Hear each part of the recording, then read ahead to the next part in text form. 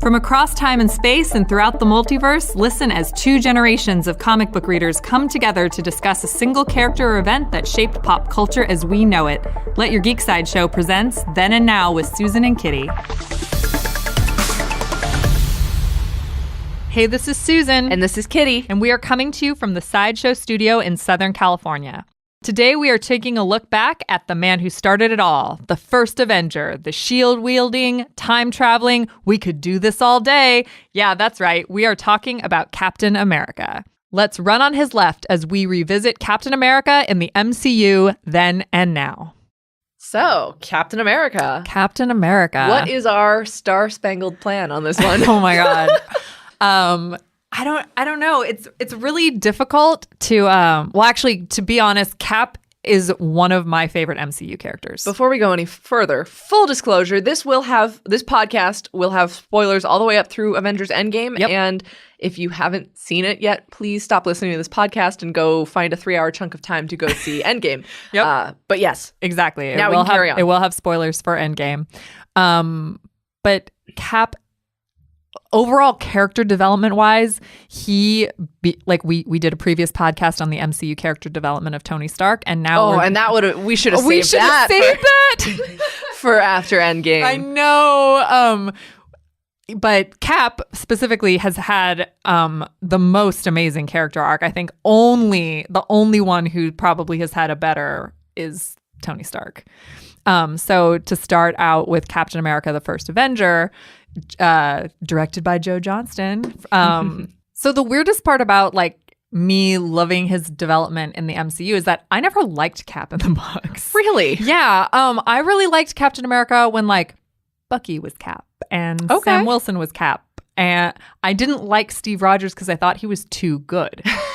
And what's interesting is he still is in the movies, but I like him so much in the movies. I like him so much. Even from the First Avenger, just I guess seeing it, and there, obviously the art, comics are a visual medium, but seeing his actual skinny Steve, and to see that become take in the super serum and become Captain America had a real effect on me.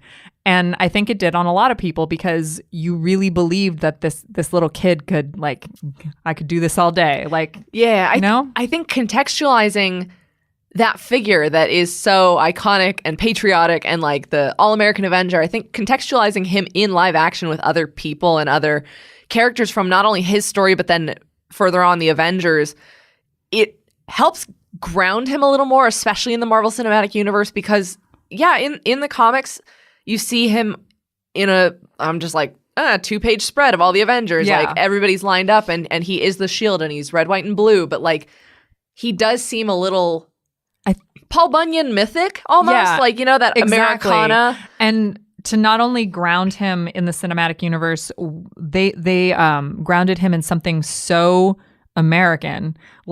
We all learn about World War II. Mm-hmm. It was such a huge part of our collective culture as Americans. So to ground him in something that we all learn about in school, it doesn't matter where we went to school in America, that's something we learn about. And then they muted his colors. If you watch The First Avenger again, you'll notice a lot of the colors are kind of muted and dulled down. So that way when he has the spectacle of Captain America that's red, white, and blue, iconic, it becomes something different and very symbolic of the character. And I find that very interesting. And I think within the limited scope, and I say limited as opposed to the almost infinity of 616. It just feels like you could do anything at any time, anywhere. And that feels much more global at all times. Rooting him in, and we'll touch on this as we move through the films, one of the key parts of his character development, he is still good and he's still the All-American Boy Scout, but having him actually become jaded and cynical by the government system that he finds out has been infiltrated by Hydra, and then it's all against the superheroes and what is coming down around him. He represents this bastion of American culture and politics, but in the Marvel Cinematic Universe, I think that feels a little bit more real and not necessarily And I think when you get into something like Winter Soldier, where you absolutely see, and it's interesting to talk about Captain America because our then and now is obviously going to get very blurred because most of the things that I'm going to talk about in the then are things that didn't necessarily seem that important when you watched it. You're just like, okay, this is the history of Captain America and the First Avenger. Let's go through everything until he goes into the ice, you know, like Red Skull and World War II and what made Cap. And then you go into Winter Soldier, and Winter Soldier is just so different visually, and it's very much all in modern day America. And that's the film that made a lot of fans, and I can't speak for obviously the Marvel like administrative side, but made so many fans go, give the Russos the keys to this kingdom. Right. Because that movie was, if you don't even think of it as a Captain America movie, that's just a really good political thriller. Exactly. So when we have things like and I keep going back to the First Avenger and Winter Soldier because those are the like Cap's two first films. You get to your now with Endgame, and you have things like Tony Stark saying, I wanted to put a shield around the world, which is a reference to Civil War, but also to Winter Soldier, because Winter Soldier had Hydra who infiltrated everything and was going to literally put up monitors on people who would have special abilities. So it sets the ground for Civil War. And Cap in the MCU more than anything represents freedom. The freedom, like we don't trade lives, like one life is worth everything. And yes, it does cost us freedom and we will lose together. Like that's all Captain America to me. And what's funny is that's not even necessarily how he is in the comics, but it is 1000% how he is in the MCU. And I think that's what makes him human too, is we all root for him. We all love him because he's the one who wants the best for us. Now it's interesting because as we swing into Infinity War and we don't trade lives, and in Endgame when he's like, some people move on, but not us, like still thinking of all the lives we lost. In Civil War, he says, this job, we try to save as many people as we can. Sometimes that doesn't mean everybody, but if we can't find a way to live with that, then maybe next time nobody gets saved. Yeah. And so he does say, though, at some point we should find a way to live with that. But it's clear that he's a mouthpiece and he's a symbol and he has to represent this kind of hope for people. But it's so fascinating now to get to the end of that arc and see that even though he says, you know, we got to find a way to move on, we try to save who we can, but it can't be everybody. He doesn't believe that. And so it also parallels in some ways the thing he represents to the American public, but the fact that like we don't know that Hydra has taken over. Like, and it's interesting in Civil War to have that quote happen then, because Civil War takes place before he has to go underground. Right. So you know, it's funny to have his perspective before he has to go underground, because by the end of Civil War, what he's doing is he's showing up, you know, at that prison and the raft. Yes, and he sent the over like the whole oh my God, voiceover for that. I was like, what is this? I was like, the entire scene is Cap saying like I'll be there, like no matter what, like I'll be there, and sending Tony a cell phone, because Cap at his very core is the one who's going to make peace. He's going to make it all good. He's going to make it all okay. And so even though he and Tony landed on two sides of a different coin, or two sides of the same coin, I don't know that metaphor. Yeah, two sides of the same coin. Yes, exactly. Two sides of two different coins are still two different coins. I mean, and that could be like, you know, both heads, and then you're on the same side. Anyway, wow, Susan. Anyway, but what I mean is that even though they disagree, Cap will still find a way to like reach out, be the middle ground, be the good guy, be the Boy Scout. I think one of the most interesting things also is when you consider, like, we've got Hawkeye with arrows and we've got Tony Stark with repulsor beams, and some people's powers are very kind of cut and dry. Like, I don't see how you could use the physical aspect of a bow and arrow to like defend. Yeah. Like, you can defend by offensively. But the only other person who has kind of a dual weapon is Thor, because he's got a tool for destruction or a tool for building. Yeah. But Cap has a shield that he uses to defend and to attack. And so he is the representation of he is a defense of many things. He is a defense of his friends, to almost to a loyal fault in the Civil War conflict. But he also is capable of using it, maneuvering it like a weapon, an offensive, to go on the attack and to push people forward, not just hold the position. Yeah, and I also love that because you have the First Avengers, not the First Avenger, Avengers in 2012, Avengers. the Avengers movie, where he's also using it to boost his friends, sometimes quite literally, where Natasha will jump up on the shield and he will give her like a boost. And so it's very interesting how the shield is used in several different ways to be a metaphor for what Cap does as a character, including, you know, like when he's like, hey, Peggy, he's trying to impress Peggy and she goes and shoots him. So like, Homeboy needed it to protect himself too. But also he would like, he tried to use it for like, as like to showboat, and Peggy was having none of it. And Captain America does not showboat. Yeah. Don't show off the stars and stripes to a Brit. Yeah. Fair. You know, fair. So I like that these films can occur, if not simultaneously, then so close to each other that they are affected by the actions of others. So from Civil War, we run right into Spider-Man: Homecoming, and one of the best internet memes that Marvel has graced us with is, of course, Captain America as a PSA video for a high school. And so it's fun to see that if you, aside from the joke of it, if you kind of, I'm like, pull the brain back out, pull the perspective, you're seeing Spider-Man's just come home from an international conflict of superheroes fighting, and Captain America is a fugitive. He is on the run. And yet this high school has semi-outdated tapes of what's probably also his 2012 era outfit. I also really performing PSAs. I really enjoyed like Hannibal Buress just being like, I'm pretty sure this guy's a war criminal, like, but we're going to watch the tape anyway because that's like, you know, that's PE teachers. PE teacher. There's one about like there's one about your changing body, and like, which is also funny because Steve obviously knows a lot about physical changes. Yeah, obviously. But I'm sure he can't relate to the kids in Super Soldier Serum. But. I know. I'm gonna say this because I actually think the best meme that Captain America really gave us was the I understood that reference, because I see that meme used more than any other meme like ever. That is true. I understood that reference. That is very true. But I love also that the fact that like clearly the tape is outdated, but also the image of Captain America that it presents is outdated. Yes. Because of how many things have changed him as a person and changed that world, and yet he's still here to talk about like your changing body, or like you got detention, like that kind of a thing. But it's just like, I also wonder if like that's how he made money, or if the government had him on retainer, like, hey, Rogers, now that you're out of the ice, you owe us a few. Like, what was that? Who recorded those? Did S.H.I.E.L.D. let him do that? Yeah. Like, how did Nick Fury feel about those particular images being put out there? But it is fun, just because he is.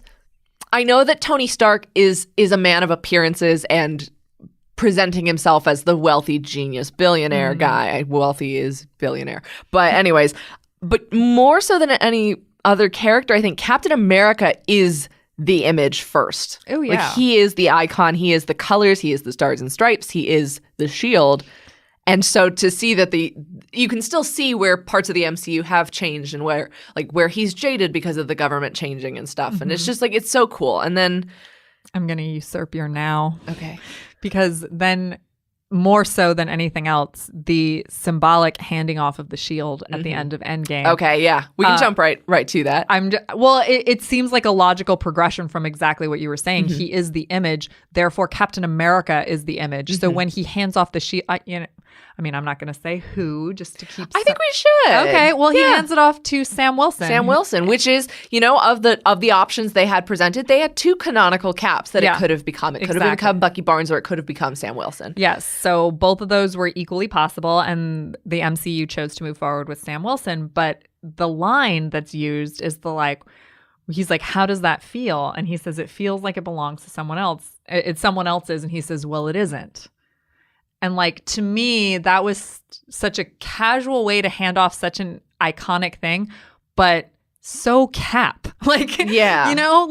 This is also the dude who's like, if I ever really needed it, I can call Mjolnir as a backup. Like, I'm sure that's not it, but it's true. But this is, this is a good-hearted man. But at the point he's at Endgame, and this is obviously the point where he's sitting by the lake and he has aged, he's lived a full life. He's not that simple anymore. Yeah. And America, as it exists in that moment, I think he also recognizes it America is different and it needs a different type of hero. It needs a different symbol. And Sam is more so that symbol than Bucky is moving forward. And I mean, he also has the military background. He understands the weight of these things, and he was on Cap's side in Civil War. And it's just, and to have a more diverse Captain America, and just, I always love the reason I'm totally okay with Sam taking this shield is because of the line that I believe is in Winter Soldier where he says, like, the people who shoot at you tend to be shooting at me too. Yeah. That's, to me, that's why he should get that shield, is because the people who shoot at Steve Rogers also shoot at Sam Wilson. Yeah. And that's the end of. And now we have a Captain America who, I'm sorry, he's got wings. He can fly. Well. He's an eagle. And they're murder wings. And they're murder wings. But I think it's such a great move because it makes me hopeful. I know that we don't really have a lot of information about the MCU future, but it makes me really hopeful because a lot of Marvel Now and Avengers Now and All New, All Different have introduced so many beautifully cool, diverse characters. And I know that unfortunately, we're probably not going to get the All New, All Different Avengers as Sam Wilson leads them because Vision and Tony Stark are on the team, but Jane Foster Thor is also there. So there's some moving parts that they need to shuffle, but like Miles Morales, Nova, Kamala Khan. So it's like the potential that Sam could be leading a very different set of Avengers that represents even more the makeup of the audience and the fans in America. It's also interesting to think about the addition of, and not to get too off topic here, the addition of Captain Marvel to the entire mix is because again, a character with a military background who one of my favorite parts is how much Cap accepts her. Like, you have other characters who kind of like push back against her because she's like the new girl or fresh blood or whatever Tony Stark calls her. But Cap is very much like that thing she said is exactly what we're going to do. Yeah, exactly. And he's also the one who's like, Danvers, I need an assist. Like, it just seems very nice. So to see the fact that Cap recognized Cap, game recognized game. I like that. But to my point is that to have Sam Wilson take up that shield specifically, you also have someone moving forward like a Captain Marvel who very much could work side by side with Sam Wilson. And he will be leading an entirely different team because without Tony Stark and without and Thor now off in space, it's going to be a whole different MCU moving forward. And it's actually really cool. They just announced the director for the Falcon and the Winter Soldier series. It's a woman named Carrie Skogard, I believe. And Daniel Bruhl, who was Baron Zemo, and Emily Van Camp, who was Sharon Carter, are in talks to return. And it will be set post-Endgame because the 6-episode series they've mentioned that they will touch on the fact that Falcon now has the shield. So I think that's really exciting. And it's set for August 2020 on Disney Plus, I believe. It's very cool. But while we're still on the topic of Endgame, because I know we didn't really touch on Infinity War just yet, but the fact that we're then presented with a Cap at the end of his, I don't want to say life cycle, but like his time. I know. I mean, it is. That so adamantly states to Black Widow, some people move on, but not us. And he's out there again being a symbol for the people at the support group. But the things that he is saying are just brief salve for those people because he also doesn't feel that. But it's interesting when you come to the fact that both the screenwriters and the directors have a different idea of what he did at the end of the film. Yeah. So it's kind of bittersweet in that it leaves us guessing, and a lot of people can have their idea of it. But the Russos have stated that they believe Cap created an alternate timeline. And so there was Prime Cap who went back and took another Peggy from a different Steve. And so there was an alternate universe. But Marcus and McFeely, who are the writers of the script, stated, no, this Steve Rogers it's been Prime Steve Rogers always. So when he married Peggy, he's the father of her children. And so in Civil War, they imply that he was already the uncle of Sharon Carter, technically. If you think about it, because if he was married, Game of Thrones. So it's a little bit of a head scratcher, and you do get that way when you mess with time travel. Like, I'm sorry, I know the movie tried to explain it as best they can, but it is a little bit of a head scratcher. Well, so when you mess with time, it messes back. Yeah. To quote the movie onto itself. There you go. And so explanation. So I think it's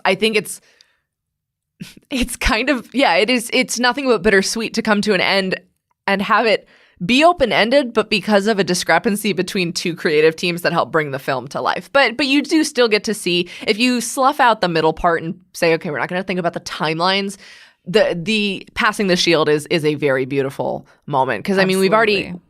I know that Captain America had Thor's hammer at some point in the film, but it wasn't something that he necessarily passed off. I know he does give it willingly, but there wasn't a moment of transfer, because also there's the worthiness, and of course this Steve Rogers is worthy. Yeah. But there is such a beautiful notion to end on the shield endures. The man changes, the shield endures, and to give it to someone else. I think that's really cool. I completely agree with that. Now, I don't think we can actually cover this podcast thoroughly. We can't really talk about Steve Rogers without talking about Bucky. Yes. Because his relationship with Bucky has been a driving force throughout his entire story, to the point where, that's what he does in every single film, is he finds a way to get back to Bucky. And so many of these films are defined by, like, he'll risk it all to help his friends, but more than any of those friends, he will risk everything to get back to Bucky. Because Bucky was the friend that was strong for Steve when Steve couldn't be strong for himself. So now Steve has the ability to be strong for Bucky, and therefore has to repay it. That's how I have always seen it. And even though, like, in Civil War, he's willing to go up against Black Panther, he's willing to, you have that heartbreaking scene with him and Tony Stark where he was like, he's my friend, so was I. Like, that is heartbreaking, because Tony was Cap's friend, and still is in a lot of ways. But you can't deny the person that was strong for you when you couldn't be strong for yourself. There's always a connection there. And I think that that's something that, while it could be seen as like, and I know a lot of people on the internet see it as like a bromance or like belittling it down to that.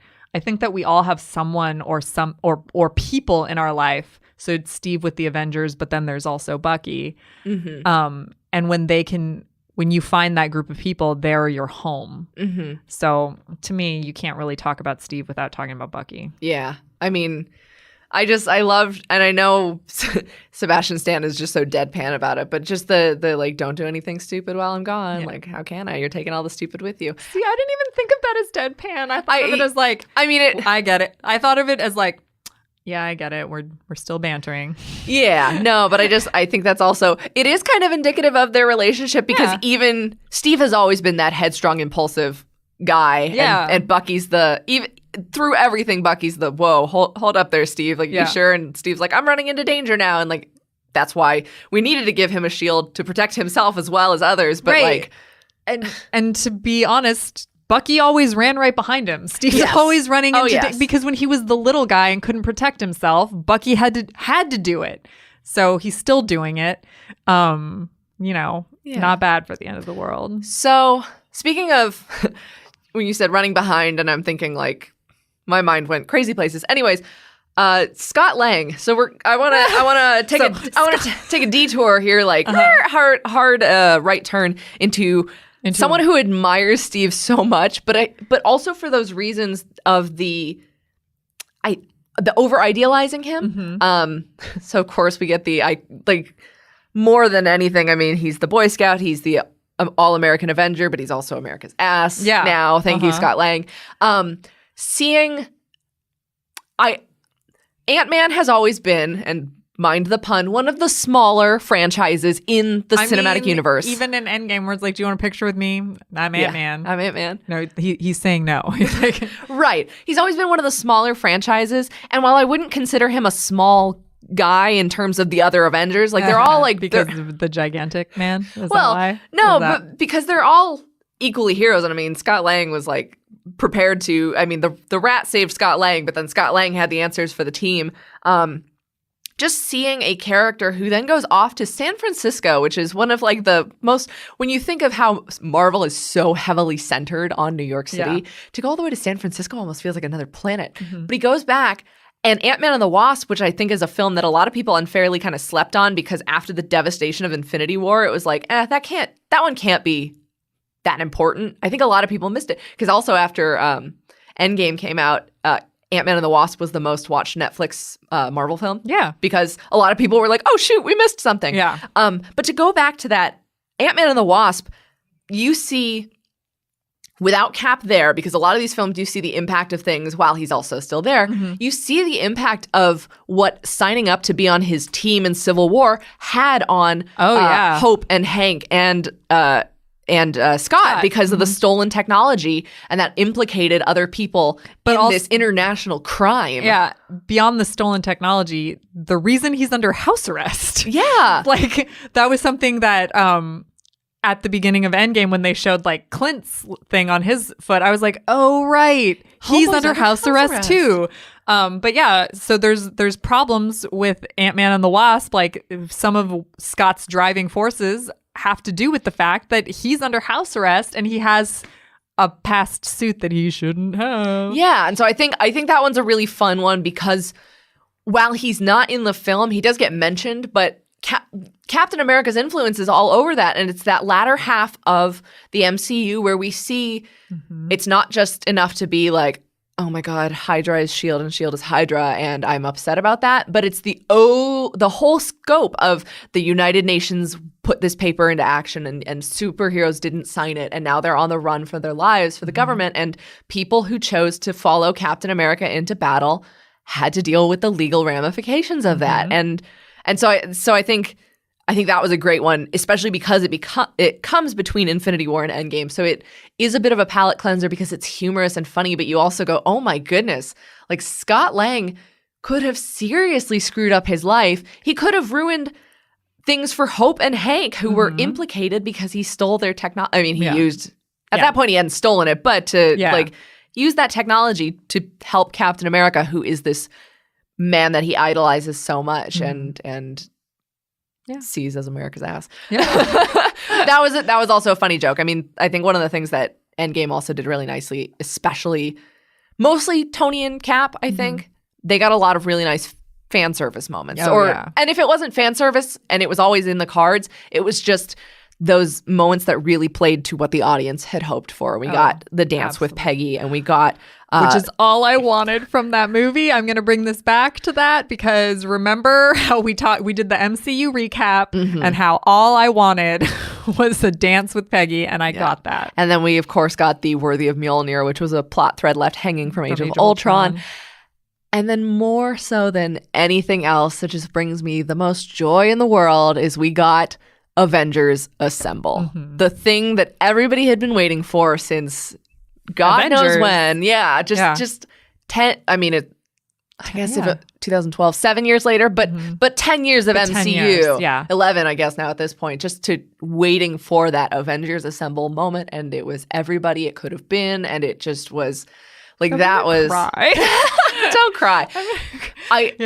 And it's not for nothing that Cap is considered the first Avenger. He's the first. He's not going to be the last, but like the closure of the Infinity Saga, I think, is really poignant. That it really does kind of finish on him. I know it's also Tony Stark's funeral, but I also to that point, because Tony and Cap are such the most prominent characters that you follow throughout all of the Infinity Saga of the MCU, you start with Tony and you end with Cap, and that's pretty beautiful. But you also, and then there's not to invalidate that, we also have the nice Iron Man. Yeah. But so that's also cool because Iron Man went down swinging as Iron Man, but Cap gets to live on as a different person. And so just it's really cool, and the fact that we've gotten to be there to the end of the line with this character, it's just brought such a swirl of emotions for people. I mean, we're out of the end game now. We did it. And we did it. And now the shield is on to another mantle. From the Star-Spangled Man with a Plan to America's ass, Captain America was introduced to the MCU as a skinny guy who couldn't even enlist and developed into a symbol of heroism and worthiness. Steve Rogers has made his own sacrifices, but he won't trade lives or allow any of us to lose our freedoms to the tentacles of Hydra. Watching him throughout the MCU has been such a pleasure, and we can't wait to see what happens next. So let's all dance with our best guy or gal, because this has been Captain America in the MCU Then and Now. Do you enjoy listening to Then and Now? We are proud to bring you pop culture content completely ad-free, but that doesn't mean we don't need your support to help us keep going. Please take a moment to leave us a 5-star review on iTunes, Spotify, or your favorite podcasting platform and help spread the word about our podcast. We welcome fan feedback. Email us at podcast@sideshow.com with your thoughts and suggestions for how we can make our shows even better. Please tune in for our other pop culture podcasts. See if your fan favorites make the cut in the Geek Culture Countdown, a bi-weekly podcast featuring pop culture top 10 lists. Hear exclusive interviews with celebrities and pop culture industry leaders as they let their geek side show in Look Who Showed Up. Then get all the latest pop culture news with our daily briefing, a 2-minute breakdown of the biggest geek headlines perfect for your Alexa or Google News briefings. We wouldn't exist without your continued support. Thank you for listening, and don't forget to let your geek side show.